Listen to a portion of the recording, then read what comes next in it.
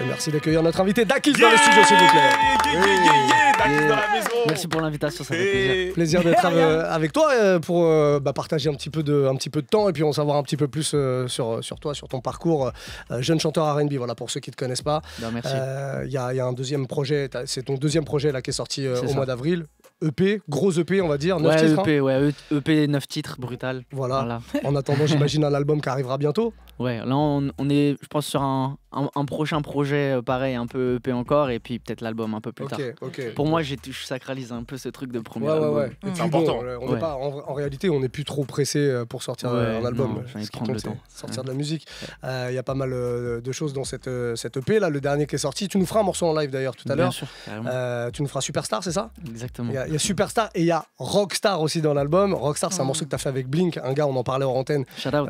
qui est venu nous voir il n'y a pas si longtemps que ça, un mec de Montréal qui est très très chaud. Avant de s'intéresser à l'actualité, on va revenir un peu sur ton parcours. Avant, j'ai cru comprendre qu'avant le chant, il y a le rap, et avant le rap, il y a même la danse. Ouais, carrément. T'as même genre des titres dans des compétitions de danse. Ouais, et tout, de fou. Ouais, de base, je suis danseur. Je suis danseur hip-hop depuis tout petit. Et en fait, comment dire, j'ai commencé par là parce que je sais pas, pour moi c'était inné de danser, tu vois. Genre, je dansais tout le temps dans ma chambre, dans le salon. Et je me suis dit, vas-y, ça serait bien de faire quelque chose de sérieux. En fait, c'est devenu sérieux un peu trop vite et ça a commencé à devenir pro alors que genre, j'avais 9-10 ans, tu vois. Ah ouais. Ouais. Ça existe les pros à cet âge-là? Bah, en vrai, moi j'étais considéré comme danseur pro parce que je faisais de la compétition, c'était professionnel. Je savais même pas qu'il y avait des compétitions si jeunes. Tu faisais des battles et tout? Ouais. Ah ouais. Alors j'ai fait des battles en freestyle parce que je suis aussi crumper. Mais... Ah ouais, ouais. Alors comment c'est quand on perd ces moments-là? On va où? Comment ça, on va où? Moi, ça m'a toujours angoissé les battles parce que je sais pas où tu vas après quand t'es dans la défaite. T'as honte. Après, ça, c'est pas les trucs que j'ai fait le plus. plus. Okay. Mais j'avoue que les battles, non, en vrai, t'es pas triste. Surtout que les battles de crème que j'ai fait, c'était des gros battles où tu tombes contre des gens de l'international. Ouais, et ça t'impressionne. Si tu te fais défausser par je sais pas, un mec qui vient du Japon et qui est trop fort, tu dis, bah, c'est normal, il va plus travailler avec moi. Tu vois. Du coup, à part le crème, c'était quoi ta discipline? Hip-hop, vraiment hip-hop. Genre break au sol ou non, debout? vraiment hip-hop traditionnel, tu vois, le hip-hop debout, juste debout, tu vois, c'était en groupe en fait, donc on danse en groupe. Et il y a plusieurs catégories, et dont il y a une compétition qui s'appelle le HHI, donc hip-hop international. Ouais, je connais. Et donc il y a le HHI dans tous les pays du monde. Et après, il y a HHI Monde, où c'est tous les pays qui se regroupent avec les meilleurs, en fait. Donc nous, moi, j'ai déjà gagné HHI France, donc 4 fois. Okay. Ah ouais, 4 fois quand j'ai gagné 4 fois. Et puis, t'avais quel âge, là? Le premier titre que j'ai eu, c'était à 9 ans. Incroyable, ça. Après, à 11 ans, 13 ans, et j'en ai gagné un aussi à 17 ans, je crois. Mais tous les titres, là, c'était en groupe, hein? Ouais, c'était en groupe. C'était en groupe, donc j'ai fait HHI France. J'ai fait aussi UDO, qui est une autre fédération de hip-hop, mais c'est plus street dance, où j'ai gagné championnat d'Europe. Et on a fait aussi les championnats du monde, c'était aux États-Unis. Donc ça veut dire que tu étais obligé d'être accompagné de tes parents et tout à l'époque? Ouais, tu les as traînés partout, quoi. Mes parents, je les ai fait. Ils ont douillé, hein. Ils ont douillé. Mais non, ils étaient contents de m'accompagner. C'était trop bien. C'est comment de grandir comme ça? T'as que 10 ans, tu vas de pays en pays pour danser. C'est un truc que tu kiffes en plus. Franchement, c'était un truc de fou. C'est comment avec les amis? Parce que je suppose que tes copains de l'époque, ils n'étaient pas forcément tous dans la danse. Non, j'avais mes potes de primaire, collège. Donc c'était des potes qui étaient là, qui me soutenaient de fou. Et j'avais les potes de la danse avec qui je dansais. Parce que comme on était en groupe, on était tout le temps ensemble. Voilà, on était tout le temps ensemble. Après, c'était pas trop des gars de mon âge. J'étais beaucoup plus jeune qu'eux. Même si on était dans la même catégorie. C'était toujours des gens qui avaient 3-4 ans de plus que moi. Donc j'ai forcément grandi un peu avec des gens plus grands que moi. Mais c'était incroyable. Enfin, moi, mes premiers voyages, c'était Las Vegas. C'était ces trucs-là. J'ai fait Las Vegas à 9 ans. Je crois que c'est pas trop. C'est en plus pour le boulot. Après, c'est dur parce que tu vois, la danse, c'est pas un truc. On était considéré comme pro, mais on n'en faisait pas notre métier. Tu vois. C'était compliqué. Puis après, on a fait aussi des émissions de télé. On a fait plein de trucs. Incroyable Talent, j'ai vu. Ouais, Incroyable Talent. On a fait 2e en 2013. C'était quoi l'ambiance sur un plateau comme Incroyable Talent où tu croises aussi bien des mecs qui mettent des trucs dans leurs fesses que tu vois ce que je veux dire, il y a de tout, quoi. Tu as mis quoi dans ses fesses? Non, c'était vraiment non, franchement, c'est une dinguerie parce que c'est vraiment du divertissement à l'état pur, mais en même temps, il y a vraiment ce truc de compétition à mort, mais ça reste de la télé. Donc tu vois, il y a plein de trucs où tu te poses des questions, mais c'était une méchante expérience. Enfin, surtout moi, en étant très très jeune, j'ai été là-dedans. Je me suis dit, ah ouais, parce que moi je regardais ça, tu vois, quand j'étais petit, comme tout le monde, tu vois, regarder Incroyable Talent, C'est normal. T'as pas peur de te faire buzzer là, les croix rouges? Ben nous, on s'est fait, c'est fou parce que on a fait la qualification et on a été pris direct. On est arrivé en demi-finale, on s'est fait buzzer 2 fois. Ah ouais. Et après, bah forcément en demi-finale, les finales, c'est plus le jury qui vote, c'est le public. C'est le public. Oui. Et donc du coup, on s'était fait buzzer 2 fois et on a pris notre revanche en finale. On a tout niqué. Ah ouais, bien. Tu viens de Lyon. Lyon, c'est une ville de danse quand même. Ah ouais, c'est des danseurs de fou, surtout du break. Il y a Brahim Zaiba, par exemple, bien sûr. Tu connais certainement. Bien sûr. Tu t'es connecté avec cette génération aussi et tout, voilà, qui sont des... Lilou Breaker, non? Bien sûr. Ouais, si, fort. Bien sûr, c'est des gars de Vaux-en-Velin, c'est des gens que je connais, avec qui je traîne. T'as dansé aussi? Ouais. Et la danse, du coup, t'a mené assez loin, même dans les rencontres. Exactement. Tu comprends que t'avais dansé pour Bieber? Ouais, pour Justin Bieber. Et ça, t'avais quel âge? J'avais 13 ans, je crois, 13-14 ans. C'était n'importe quoi. D'accord, comment ça se passe? Tu peux nous raconter l'histoire? Ouais, je vous raconte vite fait. Enfin, c'est tout bête. Je suis dans ma maison tranquille avec mes parents. Je suis tranquille sur le balcon. D'un coup, j'ai un appel de mon chorégraphe qui est du coup le chorégraphe de mon crew, dans lequel je dansais et tout habituellement. Et il m'appelle, il me dit dinguerie ce que je vais te dire. Tu veux danser pour Bieber? À savoir que Bieber, c'est quand même mon sosie, tu vois. J'étais en mode attends, comment ça et tout. Il me dit bah écoute, là il fait une tournée internationale. Ça veut dire que dans chaque pays, il a un morceau qui s'appelle Children de son projet Purpose. Il a un morceau où il veut inviter deux danseurs de chacun des pays sur lesquels il va performer sur ce morceau-là, parce que c'est un truc un peu sur la cause des enfants malades et tout ça. Et en fait, il voulait inviter 2 danseurs à chaque fois du pays dans lequel il performait. Et du coup, là, pour le coup, à Paris, c'était à l'Accor Arena. Et il cherchait 2 danseurs français. Et du t'avais coup, quel âge à ce moment? j'ai fait le casting. J'avais 14 ans. 13 ans. 13 ans, 14 ans. Et j'ai fait le casting. Et il y avait un casting. Il y avait casting non, vidéo. j'ai cru que c'était en mode tu veux danser pour Bieber? Mais oui, après tu viens direct. Lui, il m'a dit tu veux danser pour Bieber? Après, il m'a dit tranquille, il y a un casting. Mais j'étais en mode ok, vas-y, tranquille. Sauf que j'ai fait le casting. Il y a eu genre des centaines de vidéos qui ont été envoyées. C'est parce que tout le monde veut danser pour Bieber. Oui. Et j'ai été pris. Putain, t'as de la chance. Moi, une fois, on m'a dit que Drake, il voulait me parler. Au final, c'était un technicien. Non, il s'appelait Drake. Non, dit comme ça, c'est bizarre. Non, parce qu'Olivia, pour t'expliquer, Olivia, c'était ma stagiaire il y a plusieurs années. Et un jour, on faisait une émission ensemble, du coup, et un jour, j'ai dit, écoute, c'est une dinguerie, on va recevoir Drake pour la fin de la saison. J'ai une option pour. Et elle me dit, mais non, c'est pas possible. Je dis, si, mon cousin, tu sais, qui travaille dans une maison de disques, j'en avais jamais parlé. Mais il me dit, ah ouais, c'est vrai. Elle me dit, il y a Drake. Et donc, je dis, bah, on va avoir Drake. Et elle me dit, mais non, c'est pas possible, machin. Et je dis, attends, je reviens 5 minutes après l'avoir. Et je dis, bah, il y a Drake, apparemment, il faut qu'on l'appelle. Parce que lui, il veut toujours parler avec les gens qui vont l'interviewer avant. Et donc je fais genre, je suis avec Drake au téléphone, je dis, il veut te parler. Elle me dit, je parle pas anglais. Je dis, t'inquiète, il parle français, Drake. T'inquiète, il parle français, Drake. Je suis vraiment la plus Et en fait, on avait mis un technicien, un mec qui réalisait l'émission. Un antillais avec un gros accent antillais. Et il lui parle, et elle dit allô machin et elle reconnaît pas que c'est pas Drake. Bah j'ai dit peut-être l'accent antillais, c'est je sais pas, peut-être il a des origines, j'en sais rien moi Drake. Je regarde pas ses interviews.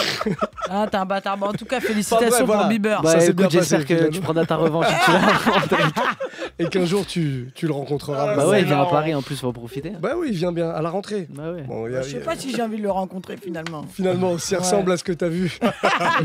Bref, bon du coup pour avancer dans le parcours, tu t'es mis un peu au rap et après tu t'es tourné vers le chant. C'est ça. À une époque où le R&B est plus aussi puissant que dans le début des années 2000, les Usher, les machins, il y avait des hits R&B dans tous les sens. Aujourd'hui, c'est vrai que le R&B il est un peu moins populaire. Qu'est-ce qui t'a décidé toi à te mettre là-dedans? Je sais pas, quand je faisais quand je faisais du son, et en plus moi j'ai commencé par de la prod, donc forcément j'aime ce qui est très musical, et j'ai toujours kiffé ce qui était mélodieux. Donc en fait je faisais du rap parce que c'était la porte d'entrée facile, tout le monde faisait du rap, donc moi aussi je voulais faire du rap, moi aussi je grattais des textes, je faisais des freestyles, mais tu vois, en vrai je sais que le rap c'est quand même un milieu urbain, c'est beaucoup la rue, moi je viens pas de là, tu vois. Donc je m'y retrouvais, mais pas trop non plus, et puis j'aimais beaucoup la mélo, et en fait, je sais pas, j'étais très influencé par ce qu'il faisait dans le R&B 2000, donc en fait je l'ai fait un peu naturellement. Et puis un jour, je sais pas, j'ai écouté un morceau de Jacquees qui s'appelle You, et en fait, j'ai réécouté, je me suis dit, mais attends, c'est possible que le R&B revienne ou pas? Je me suis dit comme ça. Alors qu'il y avait déjà Bryson, il y avait Party qui était là déjà. C'était des petits, tu vois. Mais c'était des petites patates comme ça de temps en temps. Mais tu sais, en fait, c'était pas hyper assumé. Et en fait, j'avais écouté ça. Je me suis dit, c'est ouf que je pense que les spéciales en plus avec la goutte d'eau en snare. La goutte d'eau en snare, incroyable. J'étais choqué et je me suis dit, mais c'est ça qu'il me faut en fait. Je veux faire du R&B en fait, je veux pas faire du rap. Ok. Voilà. Mais c'est bien beau de vouloir faire du R&B. Mais tu savais déjà que tu étais capable de le faire? Mais en fait, quand je rappais, je chantais beaucoup, j'essayais de pousser un peu autotune et tout. Et en fait, je sais pas, je me suis dit, écoute, tu veux faire du R&B, tu vas t'entraîner, tu vas chanter, tu vas t'améliorer. Et en fait, j'ai trouvé ma voix comme ça, un peu naturellement en vrai. Puis j'ai énormément écouté de R&B, beaucoup de musique aussi, en règle générale, de mecs qui savent vraiment chanter. Donc en fait, je me suis juste inspiré, j'ai fait du mimétisme en fait, de base. Et après, en vrai, j'ai trouvé mon Tu te truc. produis tout seul en plus. Donc, De base, ouais, de base. Ah, plus maintenant? Si, maintenant, enfin, je suis accompagné par des frérots, dont Bige et Camille Osmanov. Je fais des bisous. On les embrasse. Ils sont là.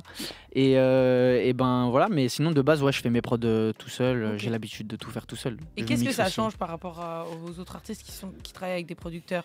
Qu'est-ce que ça t'a apporté? Tu penses que c'était un plus ou... Bah, en vrai, j'ai pas eu le choix. Je me suis pas donné le choix parce que je sais que la musique, c'est, comme dit Body, mon manager, c'est un sport de riche, la musique. Donc en fait, j'avais pas le choix de prendre ma carte son, mon micro et faire mes prods tout seul parce que sinon, je vais aller au studio, c'est 50 € l'heure. Le mix, ça coûte 200 balles. Le master, ça coûte 100 balles. En fait, au final, tu te retrouves avec un morceau qui coûte 500 €. Moi, j'ai pas 500 € à dépenser pour un morceau, c'est pas chaque rentable. Morceau, je me suis dit, t'en as pas eu besoin. Je me suis dit, allez, vas-y, je vais devoir tout faire, j'ai pas le choix. Donc en fait, déter, je me suis donné à fond. J'ai commencé jeune aussi. C'est une super école en même temps. Ah ouais, carrément. Bah, j'adore ça. Maintenant, je suis content parce que je mixe toujours mes morceaux et je produis toujours mes morceaux. Oui, puis même le jour où il y a d'autres gens qui interviennent, tu sais exactement, vous parlez le même langage en fait. Ah, exactement. C'est plus facile aussi avec les beatmakers de travailler, même avec des ingé sons quand des fois c'est des sessions où c'est pas moi qui me règle ou tu vois. Donc ouais, non, j'ai l'habitude, c'est cool. Moi, vas-y. Moi, je pose souvent la question du coup aux artistes R&B quand ils viennent dans l'émission. Yes. Moi, je veux savoir, c'est quoi ton Mont Rushmore du R&B, en sachant, pour les auditeurs, le Mont Rushmore, quand je demande le Mont Rushmore, c'est le top 4 en gros de Dakiz en termes d'R&B. All time. All time. All time. Aïe. Donc dans l'histoire du R&B, c'est qui pour toi les 4 meilleurs? Et international. Tu peux mettre des feats, t'as le droit. Oui, bien sûr. Déjà, je suis obligé de mettre Chris Brown. Déjà obligé. Surtout que t'es un gars de la danse. La plupart des gens qu'on a reçus, ils n'avaient pas tous mis Chris Brown. Non, c'est pas le premier. En fait, je suis obligé de mettre Chris Brown parce que c'est vraiment pour moi l'artiste complet. C'est le mec qui chante, il danse, il grave, c'est un mec du milieu urbain. Il a trop d'aura, En fait, il a trop marqué génération. Il est encore là aujourd'hui comme il était là il y a des années. Donc pour moi, tu es obligé de mettre Chris Brown dans le top. On entend. Après, je pourrais mettre Timberlake ou Usher, un des deux, tu vois, mais j'ai envie de garder pour le reste, pour le top, je dirais Party Next Door, parce que pour moi, c'est mon artiste R&B favori. Ok. Voilà. Ton feat de rêve, j'ai vu. Ouais, c'est mon feat de rêve. Party, en fait, il a trop ramené, c'est lui qui a créé la trap soul, en fait. Pour moi, c'est lui qui a amené ce côté-là, strip, ce truc un peu nonchalant aussi, très deep. Il y a ce truc-là que j'ai jamais retrouvé chez d'autres artistes R&B, donc je mettrais Party. Évidemment, The Weeknd. En numéro 1 Je sais pas. Là, j'ai dit un peu au hasard parce que je voulais pas trop me mouiller. Il n'y a pas forcément d'ordre. Ouais. Non, je mettrais Party en premier. Allez, deuxième Chris Brown parce qu'il a tout. The Weeknd. The Oui en 3. Ouais. Et ensuite. Parce que pour moi, le R&B, c'est de la musique visuelle. Et ce qui lui manque à The Weeknd pour être imbattable, c'est la danse. Ah. C'est un gars posé de toute façon. Ouais. Mais après, c'est bien, ça fait son aura, ça fait tu vois son truc. Ouais, on a envie de danser dans le R&B, surtout quand on est sur son créneau. Enfin, je parle de l'époque où il faisait vraiment ça, parce qu'aujourd'hui, c'est un peu varié. Mais j'aurais dû mettre Bieber aussi. Bieber, toi, tu pourrais. J'aurais mis Bieber aussi. Mais c'est vrai que comme il a ce truc un peu pop aussi. C'est ça, tu vois. Full R&B. Si tu fais un top R&B, c'est pas le premier auquel tu vas penser. Non, mais je mettre en bonus. Mais je respecte ton top, j'aime bien. Mais du coup, niveau scénographie, tu vas foutre le feu, toi. Ouais. Bah en fait, t'as prévu quoi? Ah, je dis pas tout. Je donne un peu de biscuit. Non, mais non, je veux faire beaucoup de danse. En fait, ce que j'ai envie de faire vraiment à terme, c'est comme on dit avec mes gars, moi, ce que j'ai envie de faire, c'est vraiment exploser dans le R&B et j'ai envie de faire des grandes choses. Donc à terme, j'ai vraiment envie de faire des stades, limite vraiment leur montrer à tous que le R&B ça existe et que le R&B francophone c'est là. Donc j'ai envie de danser, j'ai envie de faire une scène de fou, j'ai envie de choquer les gens. J'ai envie que quand ils ressortent, ils se disent c'est le meilleur concert que j'ai jamais vu de ma vie. C'est vrai. Ce qui est finalement pas arrivé en France encore. Il y a Franglish qui est qui fait la danse, qui est pas que dans le R&B mais qui le fait très bien. Taïk le fait bien aussi. Taïk le fait très bien. Il danse, bien sûr. Mais c'est des artistes qui sont à cheval entre l'afro et le R&B. C'est ça, il y a un hybride en fait, tu vois, afro, R&B, il y a souvent ce truc là qui revient, qui est un peu évident. Mais c'est vrai qu'un artiste full R&B qui chante. Et qui danse. Ah ouais, voilà. Pardon. Parce que Monsieur Neuf, c'est pas. Il danse pas. Oui, non, il danse pas, mais c'est bien. C'est clairement. Il y en a un qui le fait, mais tu vois, c'est Matt Pokora. Mais encore, ça reste. Il y a un côté variété, tu vois ce que je veux dire. Il y a un gros côté variété. Et voilà, pour moi, c'est pas full R&B. Mais par contre, il a ses influences Timberlake de fou. On parle de mélange, tout ça. Toi, il y a des styles sur lesquels tu t'es déjà essayé, peut-être, ou bien tu voudrais t'essayer en musique. Ouais. Parce que maintenant, on prend le R&B, tu vois, t'as bien vu, tu disais tout à l'heure, il a créé la trap soul. T'as vu, il a pris des éléments qu'il a mélangés avec le R&B. Est-ce que toi, il y a des styles de musique que tu te vois mélanger avec le R&B pour faire. Moi, je me retrouve vraiment dans la trap soul, justement. Mais après, si je devais. Je pense qu'il n'y a pas de barrière. Pour moi, la musique, tu vois, c'est un mélange de tout. Tu peux autant faire du R&B justement avec des influences afro, faire du R&B avec des influences vraiment rap, comme Bryson, il a très bien fait. Moi, j'aime beaucoup. Tu vois, je sais pas, non, je réfléchis comme ça, mais je saurais pas trop. Non, je sais pas. Quand tu nous envoies une bossa nova R&B mélange. Par exemple, un gars qui est très fort en bossa nova R&B, Opinard. Opinard, c'est très chaud, tu vois. Qui est très très fort. Moi, tu vois, parce que ça, c'est un mélange que j'avais pas. Tu vois, Opinard, quand on l'a entendu la première fois, j'étais en mode, mais j'ai jamais entendu ce petit mélange. C'est très très fort, mais on s'en bat les couilles, on peut en parler. On a aussi des discussions qu'on a souvent entre nous. Faut faire attention parce que ça peut vite tourner en rond. Oui, bien sûr, je suis d'accord. La bossa, ça va, c'est souvent un peu dans le même registre. C'est comme, c'est un peu comme, je dis un peu comme, mais ça n'a rien à voir, mais le reggae. Tu vois, ce genre de musique qui est, tu vois, très redondante, etc. Ça fait son charme. Très spécial. Exactement, c'est très spécial, ça a son truc. Tu vois. Comme Amapiano. Ouais, Amapiano aussi, tu vois, c'est des sous-genres ou des genres de musique qui sont tellement forts et tellement marqués en termes d'identité qu'en fait, c'est dur des fois d'arriver à se renouveler là-dedans. Tu vois. Clairement. Alors que par exemple, le rap ou le R&B, tu peux trouver plein de sous-genres et t'amuser, tu peux faire ce que tu veux, c'est infini. Tu vois. Donc, toi, tu travailles aussi un peu pour les autres ou là, je suis vraiment en train de me concentrer là-dessus aussi. Bon, je me concentre sur ma musique principalement, mais j'aime bien travailler avec d'autres artistes. Pour l'instant, je peux pas trop citer de nom, mais c'est vrai que je vais bosser sur des projets, des albums. Et aussi sur de la prod ou pas? Ouais, aussi beaucoup. En fait, je vais faire les deux en même temps. Ok. Donc, je vais beaucoup prod, je vais beaucoup écrire aussi. Après, j'écris principalement pour mon frérot Afios aussi, qui je fais des bisous. Et je prod aussi beaucoup pour lui. Donc, c'est lourd. Ok. On parlait de ton parcours tout à l'heure. Tu baignes finalement dans le milieu du divertissement depuis tout petit. On disait, tu as commencé par la danse, tout ça. Quand tu es passé à la musique, j'ai cru comprendre que, parce que tu en as parlé d'ailleurs, que tu avais eu, comme beaucoup d'artistes, des petits soucis avec ton premier label. Pour qu'on puisse expliquer aux jeunes artistes qui pourraient nous écouter et éviter peut-être les pièges du début de carrière, qu'est-ce qui s'est passé exactement et comment on peut éviter ça selon toi? Bon, après, j'ai déjà expliqué ça en interview plusieurs fois, etc. Et puis, je voulais pas trop réévoquer le sujet, mais si je peux être un peu en surface là-dessus, c'est vrai que quand tu es un jeune artiste, comment dire, tu vas forcément avoir des occasions peut-être qui vont arriver parce que tu as du talent, parce que tu es quelqu'un qui est acharné, etc. Et forcément, je sais que c'est difficile pour les artistes, les jeunes artistes, en plus en développement comme ça, de trouver des labels, des maisons de disques, des subventions pour des projets. Donc, moi, par exemple, c'est arrivé que j'ai une proposition qui était quand même qui était pas mal pour moi. Je connaissais pas du tout le milieu, je connaissais pas du tout ça, donc j'ai accepté quelque chose et en fait avec des promesses et au final, les promesses n'ont pas été tenues et du coup ça m'a bloqué, ça m'a beaucoup bloqué. Faut pas sauter trop vite. Non, faut pas sauter trop vite. Mais moi, on m'a prévenu. J'ai un manager qui est très derrière moi, il m'avait déjà prévenu, mais j'ai voulu toucher au feu et je me suis brûlé. Parfois, tu as besoin de te brûler pour. Exactement, moi comme je dis en vrai, c'est le passage obligatoire, non? Les erreurs sont excellentes. Jamie, je te fais un shout-out parce qu'il a fait une phrase comme ça. Il a dit les erreurs sont excellentes et genre j'avoue à chaque fois que j'écoutais Cette phrase, je me dis, c'est vrai en vrai. À chaque fois, les erreurs, ça permet d'avancer. Et comme ça, moi, je sais que je ne referai plus ça. Voilà. Ouais, puis ça, tu les fais assez jeune, donc finalement, en réalité, oui, ça va quoi. Ça va. C'est bon. Qu'est-ce que tu parlais de la volonté de faire des lives incroyables avec de la danse, de mélanger tout ça. Musicalement, c'est à quoi il faut s'attendre là pour la suite, pour toi? Du vrai show. Je vais me montrer à fond. Je vais essayer de mettre en avant encore plus ma danse parce que là, je le fais doucement. J'essaie de, timide. tu vois, pas timide, mais juste en mode. Je vous monte doucement, j'ai des trucs qui arrivent, j'ai envie de préparer ça bien. En fait, je suis vraiment du genre à si je veux faire quelque chose, je le fais à 100% et en plus j'essaie de le faire vraiment bien.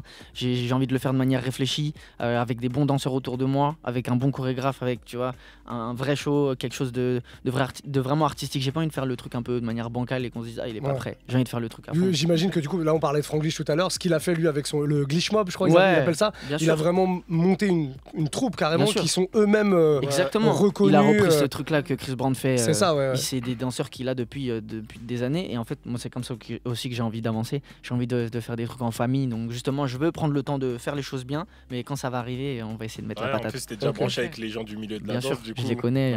On se connaît tous. Oui, le casting va pas être très compliqué. Ouais, en vrai, on se connaît. Ça sent le milieu, il est. Comment dire? Tout le monde se connaît. C'est comme dans la musique, dans la radio, dans tout. En vrai, tout le monde se connaît. Est-ce que t'es très stratégique ou pas?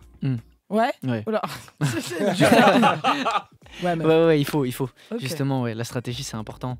Et nous, on réfléchit beaucoup en équipe avec les gars avec qui je travaille. On fait toujours les choses de manière réfléchie. On essaie toujours de peser le pour et le contre. Donc à chaque fois qu'on va dans une idée, on sait qu'on va y aller, mais on se pose toujours les bonnes questions et on essaie de toujours se donner le bon avis pour faire les choses bien. Ok. Voilà. Et est-ce que tu as un petit move, un petit truc que tu fais afin de monter sur scène? J'ai toujours un petit rituel, ouais. Vas-y. Mon petit rituel, c'est échauffement vocal, toujours. J'ai une petite vidéo YouTube, je fais mon petit échauffement de 4-5 exercices là. Et un petit thé au miel. Parce qu'on est des mecs du R&B. La gorge mielée, des abeilles. La gorge mielée, c'est dingue. Nous, on est un peu des gens du thé aussi. Ouais, bah voilà. Quel thé? Moi, je suis thé menthe de ouf. J'aime trop la menthe. Vanille caramel. Ah ouais, c'est pas, j'ai jamais goûté ça. Ça tue de ouf. Moi, c'est citron gingembre. Ah, citron gingembre. Bien aussi, gingembre. Le cannelle, il est sympa aussi. Ouais, c'est pas mal. J'avoue, j'avais tout testé là. J'aime trop le thé. Non, mais c'est vrai, quand on tombe dedans, tu mets du sucre ou. Ouais, du sucre. Ah ouais, t'es bizarre. Voilà, eux ils boivent du thé sans sucre. Moi, j'adore le thé marocain, j'adore. Ah ouais, moi aussi. En fait, tu vois. Ah non. Dès qu'il y a du sucre à fond, je suis à fond. Donc, du coup, sucre. Enfin, thé. Ouais, non, mais tu peux le dire. Du sucreté. De l'eau au sucre, tu peux le dire. Non, mais au pire, en vrai, je vais aller sur scène et puis je vais manger du sucre, ça va plus vite. Alors, du coup, voilà, ça, c'est déjà mes premiers trucs, exercices avec un peu de thé au miel. Et puis, toujours, on se met toujours en rond comme ça, on se met une musique qui nous fait kiffer, un peu dynamique, genre on met beaucoup de The Weeknd, tu vois. Et ou Michael, et on se met à fond, on se check tous et on va sur scène. T'as pas d'angoisse par rapport à la scène? Non, jamais. En fait, j'ai tellement été habitué à la scène que. Il t'est déjà arrivé des galères sur scène? Plein. Ouais. Que ce soit en danse ou en chant d'ailleurs. En danse, je me suis des fois pété la gueule. Je me suis fait le coccyx sur scène des fois. Ah ouais? Des fois? Une fois ou des fois? Plusieurs fois. Ah ouais? Bah ouais, en fait, des fois, on fait des trucs, des sortes d'accros, des trucs qui font qu'on se blesse, tu vois. Après, ça arrivait rarement. Après, sur scène en tant que chanteur, c'est problème technique, ça peut arriver. Je suis jamais. C'est moins risqué. Je touche ma tête, je suis jamais tombé sur scène en chantant. Non, voilà, mais non, jamais, ça va. Après, jamais de trucs graves, heureusement. Ok, très bien. On adore. Écoute, Dakiz, plein de bonnes choses pour toi pour la suite. On espère te recroiser en tout cas. Allez le voir sur scène, allez streamer tout ça. Le dernier EP s'appelle Brutal, mais il y a plein d'autres sons à découvrir. C'est dispo sur toutes les plateformes de streaming. Merci à toi d'être passé nous voir. En tout cas, c'était un plaisir. Merci.